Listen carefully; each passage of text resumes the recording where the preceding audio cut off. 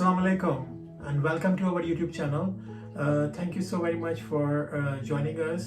आप लोगों का बहुत शुक्रिया कि अगर आप ये वीडियो देख रहे हैं और प्लीज़ इस वीडियो को अंडरस्टैंड करने की कोशिश भी करें और अपने दोस्तों और फैमिली के साथ शेयर भी करें अगर आप समझते हैं कि ये वीडियो उनके लिए हेल्पफुल होगी या आपकी नॉलेज में ये इजाफा करेगी। तो आज जो है हम लोग बात करने जाएंगे उस टॉपिक के ऊपर जो कि फीमेल के अंदर बहुत ज़्यादा कॉमन है और जिसको एंडोमेट्रियोसिस कहते हैं। एंडोमेट्रियोसिस के बारे में बात करेंगे हम कि एंडोमेट्रियोसिस क्या होता है, एंडोमेट्रियोसिस होने की वजूहात क्या होती हैं फीमेल के अंदर और ये कि एंडोमेट्रियोसिस को किस तरह से इन्वेस्टिगेट करते हैं और इसका क्या ट्रीटमेंट होता है और हम लोग एंडोमेट्रियोसिस से किस तरह से फीमेल जो होती हैं अगर उनको है तो उस किस तरह से इम्प्रूव होगा या जिनको नहीं है तो वो किस तरह से अपने आप को एंडोमेट्रियोसिस से आगे भी फर्दर बचा सकते हैं। Thank you so much, please watch this video और अगर आपने अभी तक हमारा चैनल सब्सक्राइब नहीं किया है तो please do subscribe our channel and share this video to your family and friends. Thank you.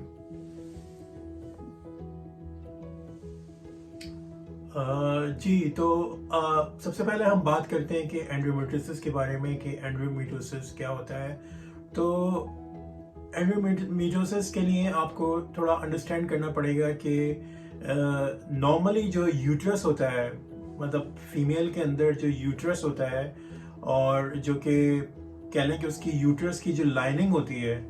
तो वो जो लाइनिंग होती है यूट्रस की वो जो होती है वो जिससे बनी होती है टिश्यू के साथ वो एंडोमेट्रियम कहलाता है। ठीक है, द लाइनिंग जो होती है यूट्रस की वो जो लाइनिंग होती है उसको हम कहते हैं कि एंडोमेट्रियम या एंडोमेट्रियल टिश्यू कहलाता है। और जिस तरह के वुमेन के अंदर ये होता है कि ड्यूरिंग देयर मेंस्ट्रुअल साइकिल वो लाइनिंग जो होती है नॉर्मली ईच मेंस्ट्रुअल साइकिल जो उनको जब भी होता है महीने में तो उसके अंदर वो लाइनिंग ब्रेक होती है और वो मेंस्ट्रुएशन की फॉर्म में कह लें कि वो मतलब निकल जाती है बाहर। और each and every menstrual cycle मतलब वो लाइनिंग जो होती है एंडोमेट्रियल टिश्यू की वो हर मेंस्ट्रुअल साइकिल के ऊपर एक नई लाइनिंग बनती है और उसका इसी तरह से होता है कि ड्यूरिंग मेंस्ट्रुएशन जब होती है तो वो लाइनिंग जो होती है वो एंडोमेट्रियल टिश्यू की वो ब्रेक होती है और वो चले जाती है। इसी तरह देख लें कि जब पॉलिप्स डेवलप होते हैं यूट्रस के अंदर पॉलिप्स डेवलप होते हैं तो उसमें भी ये होता है कि एंडोमेट्रियल पॉलिप्स जो होता है वो यूट्रस की जो एंडोमेट्रियम होती है उसकी लाइनिंग से डेवलप होता है तो उसको हम एंडोमेट्रियल पॉलिप कहते हैं। या फिर और दूसरे इसके पॉलिप्स होते हैं जो कि मसल से आ रहे होते हैं यूट्रस के। तो बहरहाल अभी हम लोग बात कर रहे हैं कि एंडोमेट्रियोसिस, तो ये तो उसकी नॉर्मल लाइनिंग है, राइट। एंडोमेट्रियम टिश्यू जो यूट्रस की लाइनिंग है उसको नॉर्मली जो होती है एंडोमेट्रियम कहते हैं और वो लाइनिंग जो होती है शेड होती है during menstrual cycle, each and every menstrual cycle. लेकिन एंडोमेट्रियोसिस में क्या होता है कि यही जो एंडोमेट्रियल टिश्यू होता है ये ग्रो कर जाता है आउटसाइड द यूट्रस।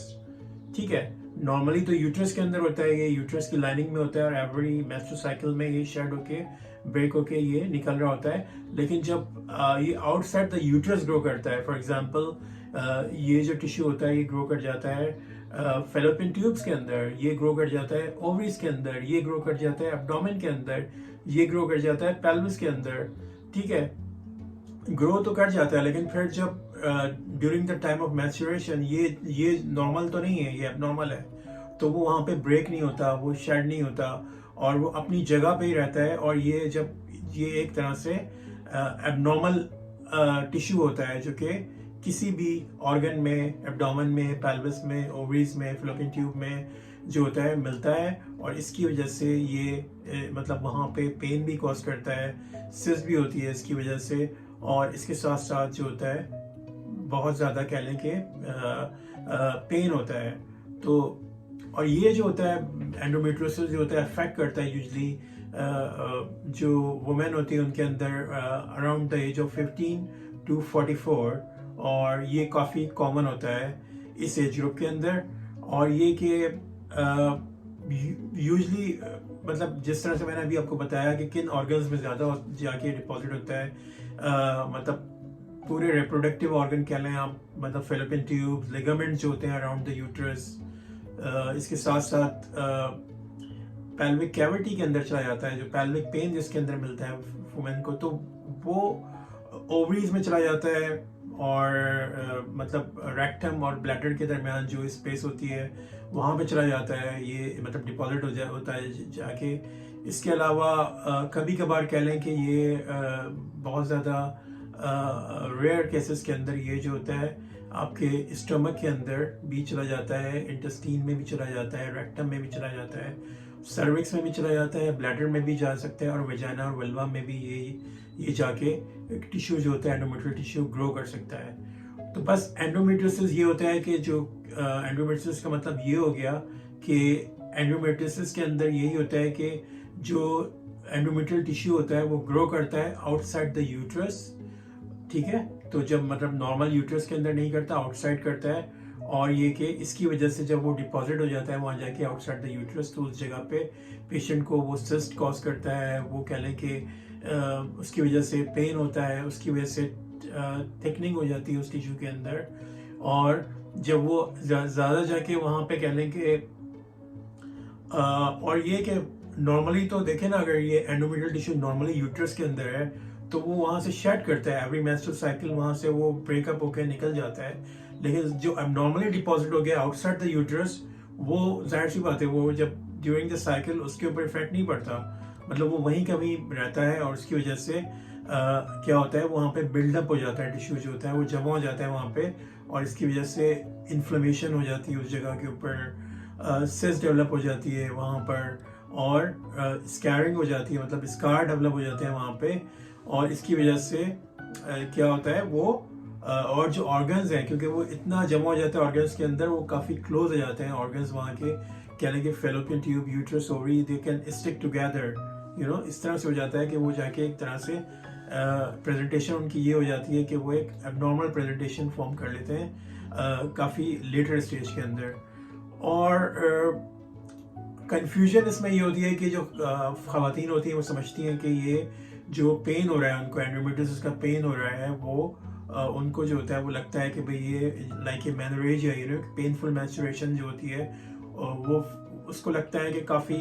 ज़ाहिर सी बात है पता नहीं चलता उस दौरान शुरू में, तो लगता है कि भाई ये तो नॉर्मल मेंस्ट्रुएशन का पेन है, लेकिन या पीरियड का पेन है। तो इस तरह से इसको डिफ्रेंशिएट करने में काफ़ी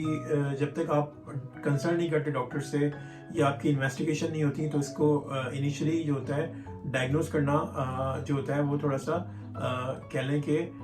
उसमें टाइम लगता है डायग्नोज करने में, ठीक है। अच्छा, जैसा कि आपको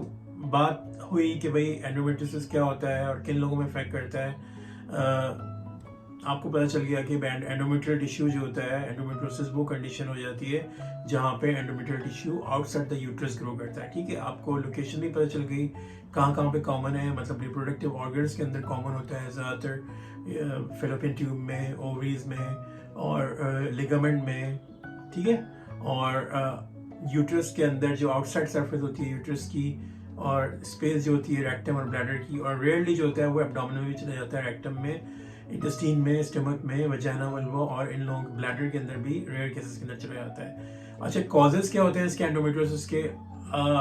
एग्जैक्ट कॉज तो इसके अभी तक नहीं मालूम हुए हैं कि मतलब इसका क्या एग्जैक्ट कॉज है, लेकिन एक जो थ्योरी होती है उसमें ये ख्याल किया जाता है कि ज़्यादातर ये ख्याल किया जाता है कि ये जो होता है, मतलब ये तो जो आपकी कह लें कि एंडोमेट्रियल टिश्यू जो होते हैं वो ट्रांसपोर्ट हो जाते हैं दूसरे एरिया के अंदर थ्रू ब्लड के थ्रू या लिम्फेटिक सिस्टम के थ्रू, यू नो, लाइक जिस तरह से ब्लड जो होता है हमारी हर टिश्यू को चाहिए होता है, यू नो, ब्लड सप्लाई होती है बॉडी की, और इस तरह से पेल्विक एरिया की भी ब्लड सप्लाई है। तो एक ख्याल ये किया जाता है तो यू नो यूट्रस की जो लाइनिंग है वहाँ से टिश्यू जो होता है ट्रांसपोर्ट होता है थ्रू द ब्लड और थ्रू लिम्फेटिक, और वो एबनॉर्मली जाके आउटसाइड द यूट्रस डिपॉजिट हो जाता है, ठीक है। और बाकी ये इसके बारे में ये भी है कि बाज़ लोग ये समझते हैं कि इसमें ये होता है कि जब एंडोमेट्रियल टिश्यू जो होता है, एंडोमेट्रियल सेल जो होते हैं, वो जो होते हैं एंडोमेट्रियल सेल जो होते हैं वो अटैच कर जाते हैं। जब फॉर एग्जांपल अगर किसी वुमेन का पहले सर्जरी की हिस्ट्री है, किसी को मतलब चाइल्ड बर्थ हुई है थ्रू सी सेक्शन, सिजेरियन हुआ है उनका पहले, और सिजेरियन के थ्रू चाइल्ड बर्थ हो रही है, या फिर उनका कोई ऐसा ऑपरेशन हुआ है, हिस्टेक्टोमी हुई है, यूट्रस को रिमूव किया गया है, तो बाज़ दफ़ा ये ख्याल किया जाता है कि during this operation like caesarean section या हिस्टेक्टोमी के ऑपरेशन के बाद क्या होता है कि कुछ एंडोमेट्रियल सेल जो होते हैं वो अटैच कर जाते हैं वॉल ऑफ द एब्डोमेन से, सही है। तो वो सेल जो होते हैं लेटर ऑन वहाँ पे जाके डिपॉजिट हो जाते हैं और ये सारे इशू कॉज करते हैं, जो कि पेन है, सिस्ट है, इन्फ्लेमेशन है, स्कैरिंग है। एक ख्याल ये किया जाता है। बाकी दूसरा रीज़न इसका कोई जेनेटिक्स का भी हो सकता है कि जेनेटिक्स में ये हो सकता है कि एंडोमेट्रियोसिस के सेल जो होते हैं उसमें ये किया जाता है कि आप मतलब फैमिली में अगर किसी की एंडोमेट्रियोसिस की हिस्ट्री है तो उससे भी इसको लिंक किया जाता है कि किसी और को है, मदर को है, सिस्टर को है किसी की, तो उनको चांसेस है कि उनको भी लेटर ऑन अगर आपने कोई मतलब ऐसे मेजर नहीं लिए जिसके प्रिवेंटिव मेजर नहीं किए तो चांसेस है मोस्ट लाइकली के फैमिली हिस्ट्री में भी ये डेवलप हो जाए, ठीक है। इसके साथ साथ एक ख्याल ये किया जाता है कि रिवर्स मैच्योरेशन, मैच्योरेशन में जैसे कि आपको पता है कि यही जो यूट्रस की लाइनिंग है, एंडोमेट्रियल टिश्यू है, ये शेड होता है एवरी मेंस्ट्रुअल साइकिल, और ये मतलब ब्लीडिंग के थ्रू बाहर ये आ जाता है। और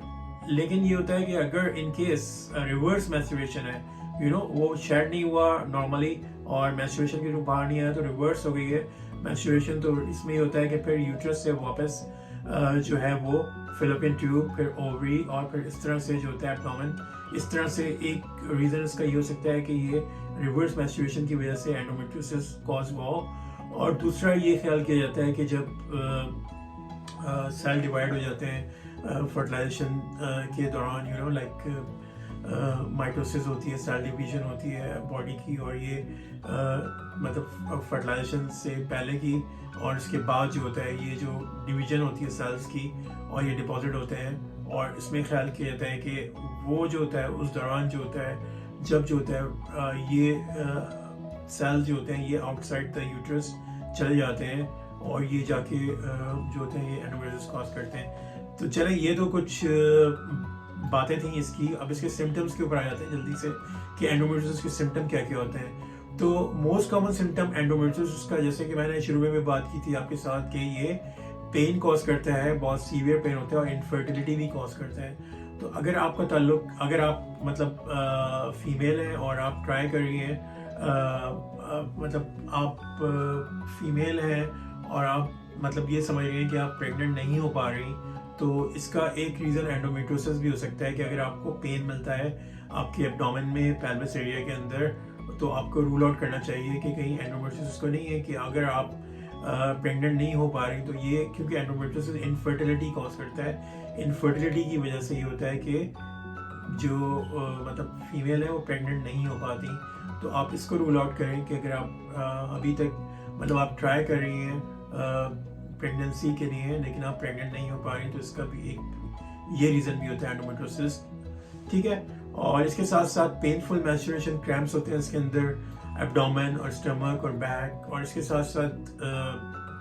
पेन होता है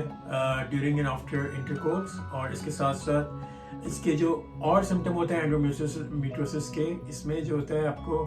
कह लें कि जब आप यूरिन पास करते हैं तो जब भी इसके अंदर पेन मिलता है, और इसके साथ साथ diarrhoea, constipation, period problems common होते हैं, फटीग मिलती है, लो एनर्जी मिलती है। इसके साथ साथ पीरियड जो होते हैं हैवी या इरेगुलर होंगे, पेन होगा यूरिनेशन और बाउल मूवमेंट्स के अंदर, और ये कि इसके साथ मतलब कभी कभार स्पॉटिंग या ब्लीडिंग भी मिल सकती है ड्यूरिंग पीरियड्स। और हर किसी का डिफरेंट होता है, मतलब ये नहीं कि सारे सिम्टम किसी एक के अंदर मिल रहे हैं तो सारे ही मिलेंगे। इसके अंदर ये कभी कभार सिम्टम्स जो होते हैं वो कुछ किसी के अंदर मिल सकते हैं, कुछ किसी के अंदर मिल सकते हैं, ठीक है। सिम्टम्स वेरी करते हैं पेशेंट टू पेशेंट। और इसके साथ साथ रिस्क फैक्टर, जैसे कि आपको बताया है कि जो एंडोमेट्रियोसिस के रिस्क फैक्टर होते हैं उसके अंदर फैमिली हिस्ट्री इंपॉर्टेंट होती है, मदर, सिस्टर, डॉटर अगर है पहले तो चांसेस बढ़ जाते हैं। और ऐसे लोगों को जिनका यूट्रस थोड़ा सा एब्नॉर्मल होता है, ठीक है, एब्नॉर्मल यूट्रस की वजह से भी एंडोमेट्रियोसिस हो सकता है। और इसके साथ साथ ये कि ऐसे लोग जिनकी मैस्चुरेशन काफ़ी अर्ली स्टार्ट हुई हो, like before the age of 11, उनके अंदर चांसेस ज़्यादा होते हैं। और ऐसे ख़वातीन जिनका पीरियड का साइकिल छोटा होता है, मतलब जस्ट लाइक 27 डे से कम होता है, उनके अंदर काफ़ी होता है चांसेस होते हैं। और हैवी मेंस्ट्रुअल पीरियड जिनको हो रहा हो और इनकी साइकिल जो होता है टाइमिंग उसकी 7 डेज से ज़्यादा हो, उनके अंदर कॉमन होता है। और इसके अंदर ये होता है कि बाज़ लोग जो होती हैं प्रेगनेंसी या ऐसा होता है कि उसके अंदर मतलब कुछ चीज़ें जो होती हैं उसके अंदर ये होती है लोअर कर देती हैं रिस्क एंडोमेट्रियोसिस का। उसके अंदर ये होती है ज़ाहिर सी मतलब प्रेगनेंट है पेशेंट तो वो लोअर होता है चांसेस। ब्रेस्ट फीडिंग भी होती है तो ये भी एक तरह से लोअर करता है। अगर आपका फर्स्ट पीरियड जो आफ्टर द एज ऑफ 14 तो उन लोगों को कम चांसेस कम होते हैं एंडोमेट्रियोसिस होने के। और अगर आप जो होते हैं काफ़ी कह लें कि हेल्दी डाइट खा रहे हैं, फॉर एग्जांपल फ्रूट खा रहे हैं, स्पेशली जो सिट्रस फ्रूट्स होते हैं, या फिर ऐसे हेल्दी वेजिटेबल्स खा रहे हैं, अपनी डाइट में इन्वॉल्व कर रहे हैं आप, तो उन लोगों को चांसेस जो होती हैं रिस्क जो होता है कम हो जाता है इस लोगों को। ठीक है, तो अच्छा एंडोमेट्रियोसिस से हम लोग किस तरह से प्रिवेंट कर सकते हैं?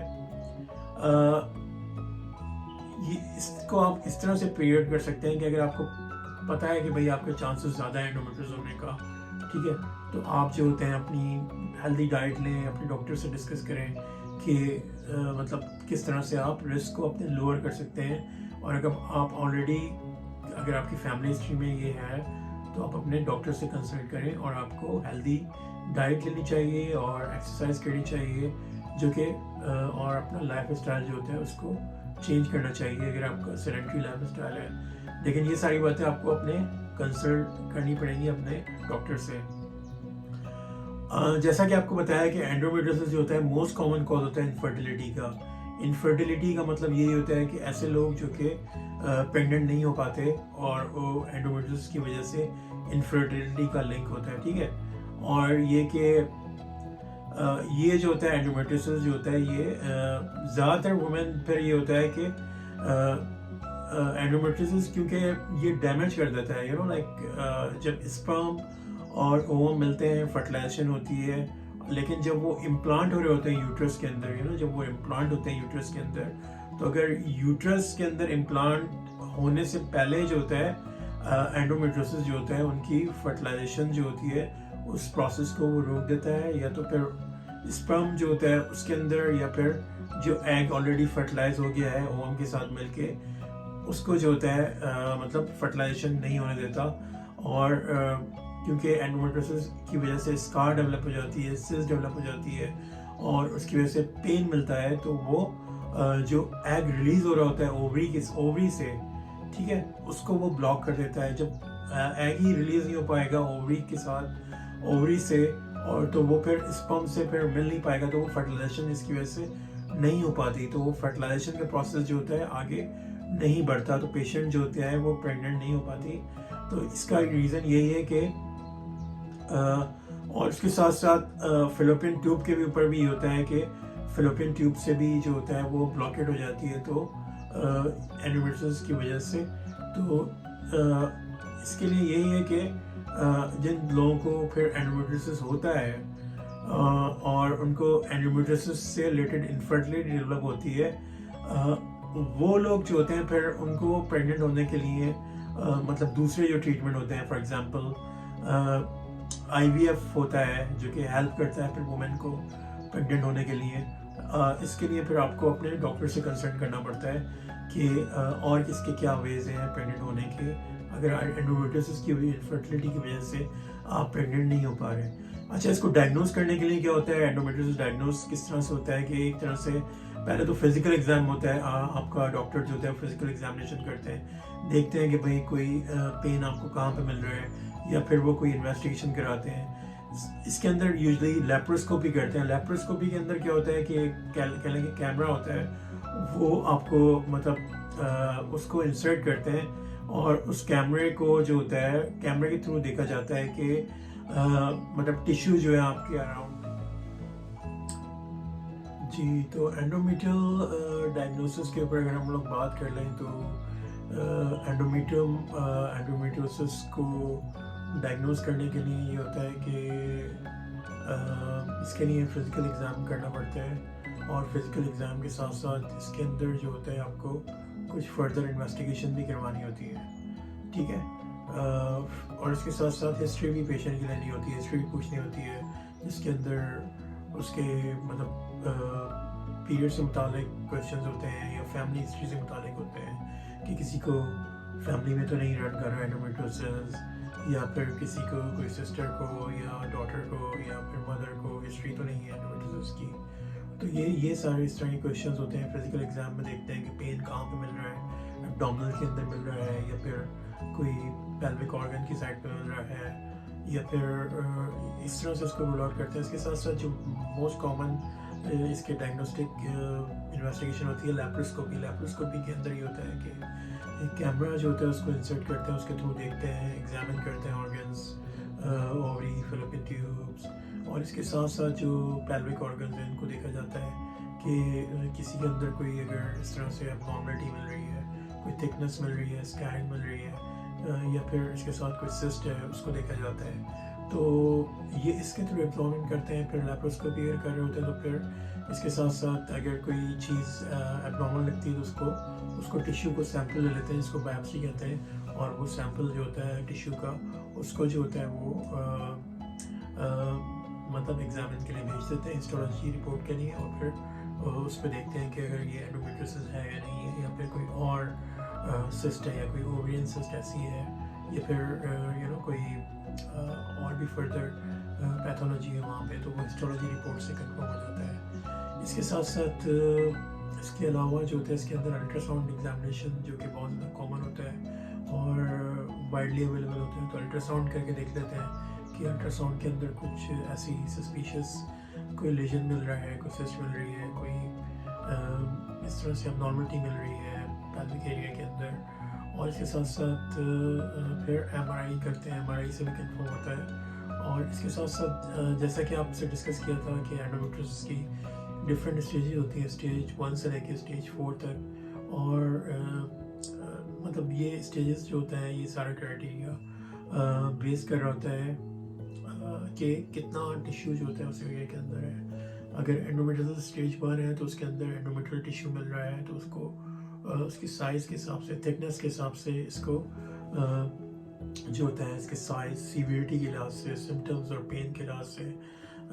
जो होता है उसके साथ इसको जो होता है वो मॉनिटर किया जाता है, ठीक है। तो और इसके अलावा इसकी स्टेजेस के अलावा ये होता है कि जहाँ तक ट्रीटमेंट की बात है एंडोमेट्रियोसिस की, तो इसके अंदर मतलब एक तो सर्जिकल ऑप्शन होता है, सर्जरी होती है ट्रीटमेंट, फिर नॉन सर्जिकल ऑप्शंस होते हैं। नॉन सर्जिकल ऑप्शन के अंदर ये होता है कि जो यूजली तो ऐसे लोग जो जिनका पेन मैनेजमेंट हो रहा होता है, पेन मैनेज हो रहा होता है, तो उनको हार्मोनल थेरेपी ट्राई करते हैं, कोई हार्मोन्स ऐसे यूज़ करते हैं जो कि पेन को कम करते हैं और एंडोमेट्रियोसिस को